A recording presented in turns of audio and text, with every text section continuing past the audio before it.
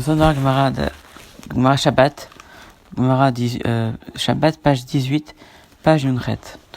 Donc la Gemara reprend le commentaire de la Mishnah que nous avons vu hier.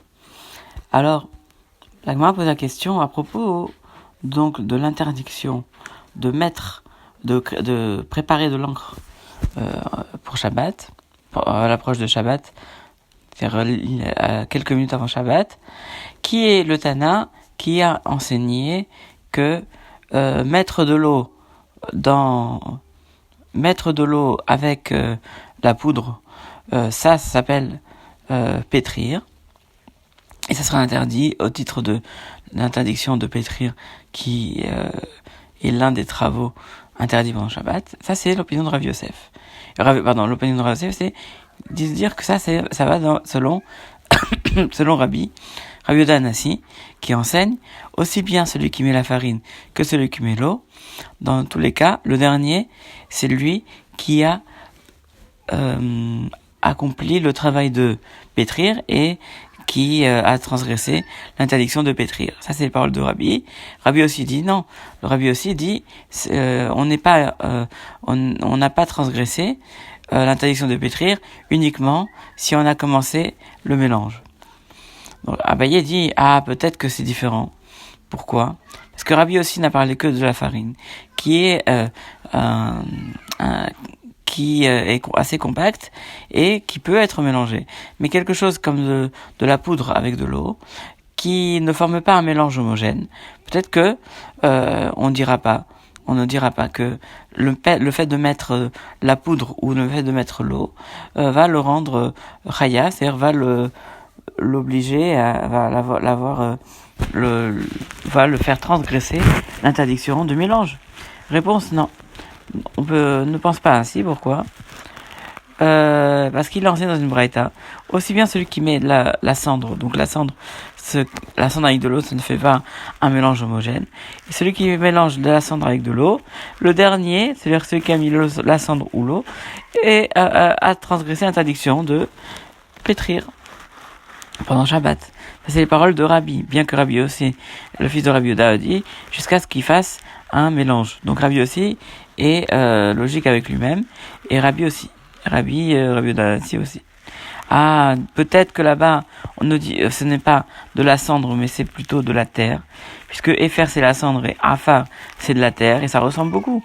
Et la terre, en fait, effectivement, peut créer un mélange avec de l'eau, un mélange homogène.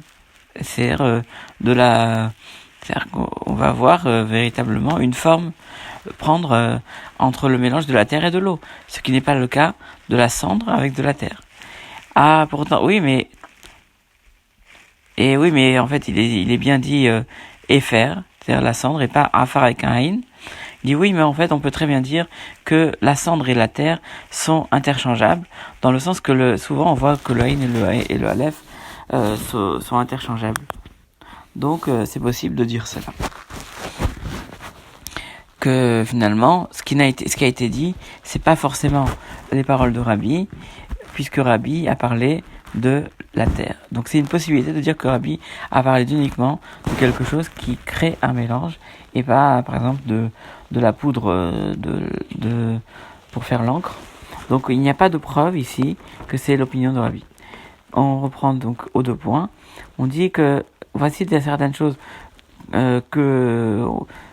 des travaux qu'on commence juste avant le trait de Shabbat, et on va débattre si c'est permis ou interdit. Alors on a le droit d'ouvrir des arrosoirs automatiques pour le jardin veille de Shabbat, et ensuite évidemment que le jardin va s'arroser tout seul durant toute la journée du Shabbat. Donc ça c'est permis de préparer des arrosoirs automatiques. On a le droit aussi de laisser Mougmar. Mougmar, ce sont des encens qui vont être mis sous les ustensiles et donc à haute température afin de donner une bonne odeur aux vêtements. Et donc l'odeur va se diffuser durant toute la journée sur les vêtements. Pareil, on a le droit de mettre du soufre sur les ustensiles, c'est afin de créer des dessins sur certains ustensiles ou certains habits veille de Shabbat. Et donc la forme va se faire tout seul à la chaleur du soufre. Et on a le droit aussi de mettre du kylor sur les yeux, de la poudre sur les yeux, et un pansement sur une plaie, veille de Shabbat, et le pansement va permettre de saigner, de panser la plaie durant toute la journée. Par contre, on n'a pas le droit de mettre du blé dans la meule avec de l'eau, uniquement si il y avait le temps pour que le blé ait le temps d'être uniquement si on a eu le temps de préparer le blé et que le blé a eu le temps d'être moulu avant Shabbat, avant l'entrée du Shabbat. À quelle raison ? Pourquoi on fait cette différence avec le blé de la meule et les autres travaux qui sont eux-mêmes permis ? Rava dit à cause du bruit. Comme la meule fait du bruit, alors il y a un problème de maritaïn. Que les gens vont voir qu'il est en train de travailler et peut-être qu'ils vont penser qu'il a préparé la meule, qu'il est en train de moudre du blé pendant Shabbat. Rava Yosef donne une autre raison. Il dit, pourrions-nous dire que c'est à cause de Shvitat Kelim, ça veut dire de laisser les ustensiles travailler pendant Shabbat, qui a priori est interdit. Pourquoi ? Il y a écrit dans le livre de Shemot, chapitre 23, tout ce que je vous ai dit sur vous, gardez-le. C'est-à-dire quoi, gardez-le ? Ça vient inclure Tishameru, gardez-le. Ça vient inclure gardez aussi vos ustensiles. Ah, donc Rav Yosef dit, alors si c'est vraiment à cause de garder les ustensiles, pourquoi alors tu vas dire alors que même Beth Hillel garde à ce principe de ne pas faire fonctionner ces ustensiles pendant Shabbat et que c'est un interdit de Oraïta.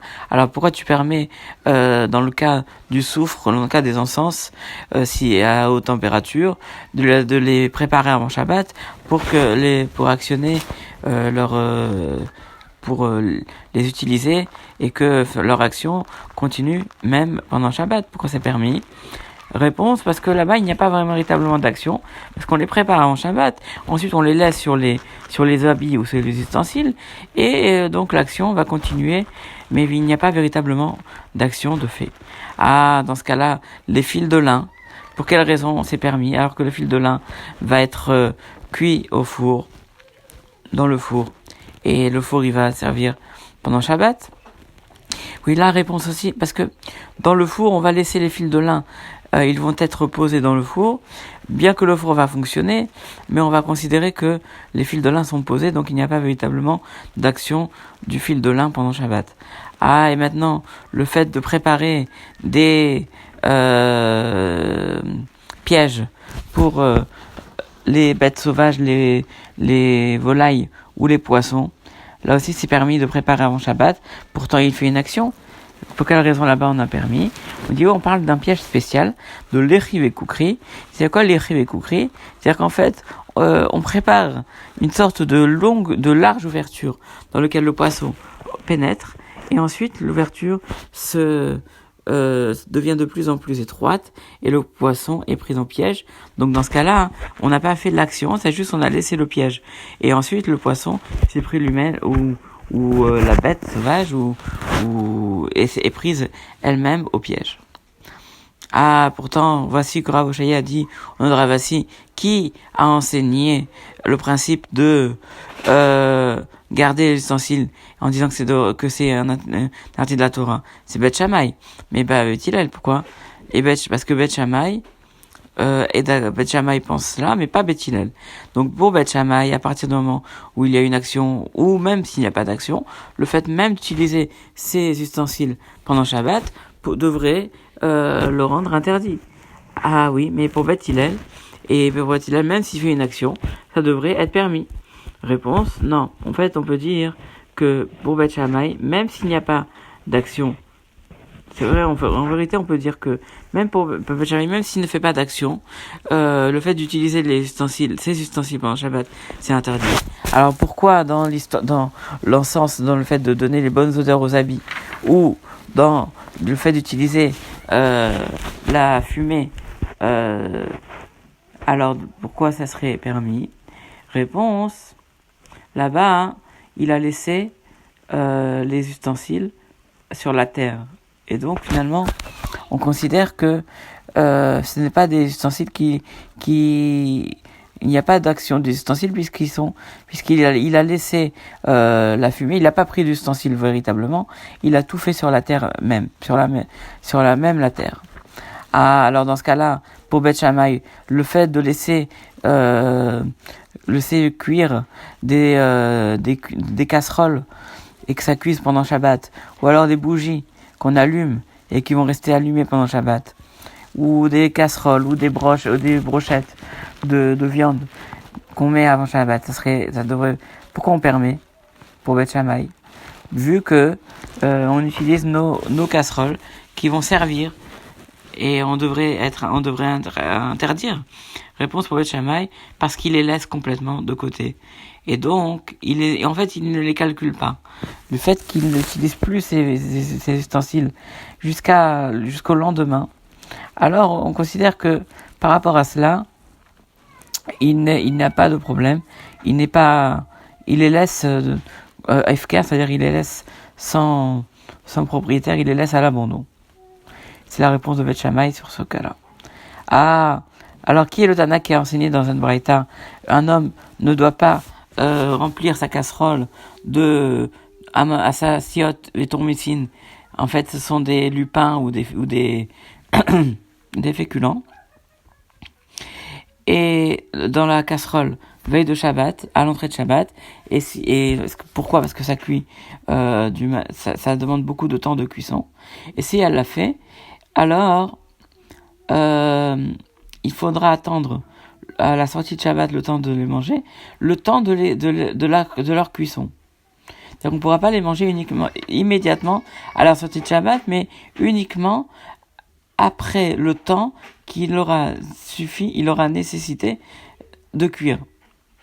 Et dans un cas semblable, on dit aussi, un boulanger ne doit pas remplir sa cruche d'eau et mettre dans le four veille de Shabbat. Et s'il l'a fait, ça sera interdit la sortie de Shabbat afin le temps de la cuisson. Ah, disons que ça c'est Beth Shammai, pas Beth Hillel. En fait, on peut répondre, ça c'est vrai, même pour Beth Hillel. Pourquoi? Parce que pour Beth Hillel, ce n'est pas une question de faire travailler les instruments ou ses ustensiles pendant Shabbat, c'est de peur qu'il en vienne à Shema Yichate Bagechalim, c'est de peur il attise les braises afin d'augmenter la chaleur, dans le sens qu'il aura peur que ça ne cuise pas suffisamment assez vite, et attiser les braises, c'est interdit de la Torah puisque c'est de faire du feu. Ah, c'est comme ça. Comment ça se fait que dans le cas des ustensiles et des habits, Mugmar et Gofrit, c'est-à-dire avec de l'encens ou avec la fumée, pourquoi on a permis? On n'a pas fait le décret de peur qu'il va augmenter la chaleur. Là-bas, en fait, il ne va pas en venir à attiser les braises.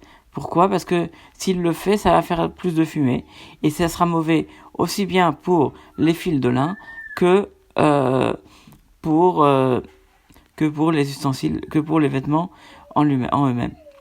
Puisque pour les fils de lin, c'est mauvais. La fumée va être néfaste. Ah, pour les fils de lin, alors pourquoi on fait pas?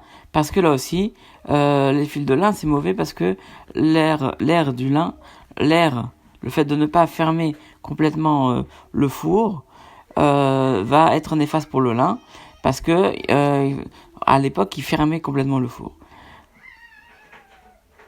Alors la laine dans le four, on devrait aussi interdire. Shmuel dit non, pour la laine, on a retiré la casserole ou la marmite du feu. Il dit peut-être qu'il va craindre aussi qu'il va mélanger.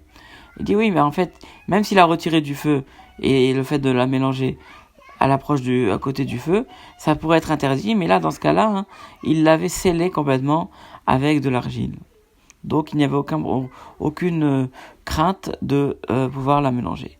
Alors maintenant, si tu dis qu'il y a une xéra de peur, un décret de peur, qu'on va attiser les braises, alors, dans le cas d'un plat qui est cru, qu'on a laissé avant Shabbat, juste à l'entrée de Shabbat, dans le four. On a vu que ça c'est permis. Comment ça c'est que c'est permis? Parce que, en fait, la réponse, c'est que, puisque ça sera jamais prêt pour le soir, alors il va détacher son esprit de de ce plat, et il ne va pas en venir à attiser les braises, puisque ça sera qu'uniquement pour le lendemain, et pour le lendemain, il n'y a pas nécessité d'attiser la cuisson, puisque ça sera frais pour le lendemain midi. Donc, en vérité, on peut dire, pour synthétiser, que quand c'est cuit complètement, c'est permis, quand ce n'est pas cuit du tout, ça sera interdit, et quand c'est cuit à moitié, là, il y a un problème. Alors, dans ce cas-là, il n'a qu'à, dans un plat qui est cuit, à moitié cuit avant le Shabbat, il n'a qu'à mettre des morceaux de viande crue, et ça sera bon. Et comme ça, il pourra sauver son plat et le mettre juste à l'entrée de Shabbat, puisque dans ce cas-là, il va le laisser pour le lendemain, et il n'y aura pas de souci. Ah, mais si tu dis ça, maintenant qu'on a dit tout cela, on a dit que l'air c'est mauvais pour le plat. À partir du moment où il n'aura pas couvert le plat. Et il y a la viande d'agneau ou de chevreau qui cuit vite, d'accord? Alors dans le cas quand ça cuit vite, on a dit que ça serait permis de le mettre. Enfin, on verra. On va dire, la viande d'agneau, c'est une viande qui cuit vite. Si maintenant il a mis dans une casserole de la viande d'agneau, il l'a ensuite enduite, alors ça c'est bon, parce qu'il n'y aura pas le problème d'en venir à attiser les braises. Maintenant, si c'est la viande de mouton qui cuit lentement, alors, et s'il l'a pas enduite, ça sera interdit de toutes les manières, parce qu'il va en venir à attiser les braises, puisque la viande de mouton ou de bélier va demander du temps de cuisson, et donc il va penser qu'il n'aura pas, il va demander à attiser la cuisson pour que ça cuise et que ça soit prêt. Maintenant, donc ça, il y a un positif, c'est que ça cuise vite, la viande d'agneau. Le deuxième point positif, c'est de fermer, la casserole, de parvenir de fermer l'ouverture ou l'accès aux braises. Il y a les deux points négatifs, c'est la viande de mouton qui cuit doucement, et dans le cas où il y a un accès aux braises ou que c'est pas fermé. Maintenant, s'il y a qu'un point positif et un point négatif, par exemple, si c'est la viande d'agneau qui cuit vite, mais il n'a pas attisé les braises, ou alors la viande de mouton qui cuit lentement, mais il a fermé la casserole. Alors Ravashi permet et Rav Yirmiyah Bifti interdit. Ravashi qui permet, pourtant c'est pour Ravashi qui permet, on enseignait dans une Mishnah, on n'a pas le droit de cuire de la viande, des oignons ou un œuf, à moins qu'il ne soit déjà cuit depuis avant l'entrée de Shabbat. Donc Ravashi, comment peut-il permettre, puisque l'agneau qui va cuire rapidement est comparable à cette viande dont on a dit qui cuit rapidement, mais qui doit être cuite avant l'entrée de Shabbat. Réponse, là-bas on parle de mouton. Et on parle du cas où il n'a pas fermé. Ou alors, il y a une autre version qui dit, l'agneau, c'est une version qui est un peu plus moins scrupuleuse. C'est-à-dire que, pourquoi? Parce qu'on va permettre l'agneau dans tous les cas. L'agneau dans tous les cas, que ça soit fermé ou pas fermé, c'est bon. Parce que ça cuit vite. Et donc, on va pas revenir à attiser les braises. Maintenant, la viande de mouton ou de bélier qui cuit lentement,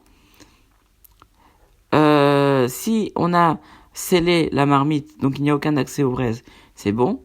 Mais dans le cas où on discute, c'est dans le cas où on n'a pas fermé. C'est-à-dire on peut attiser les braises.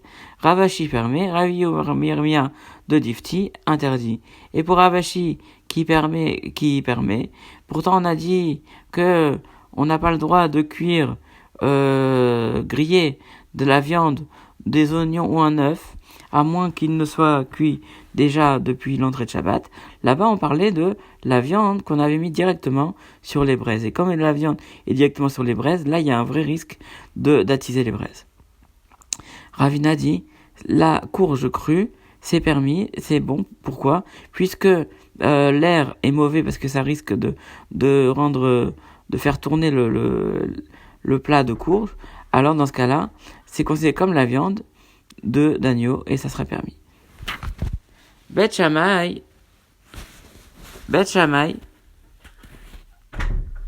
dit, on n'a pas le droit de vendre aux non-juifs.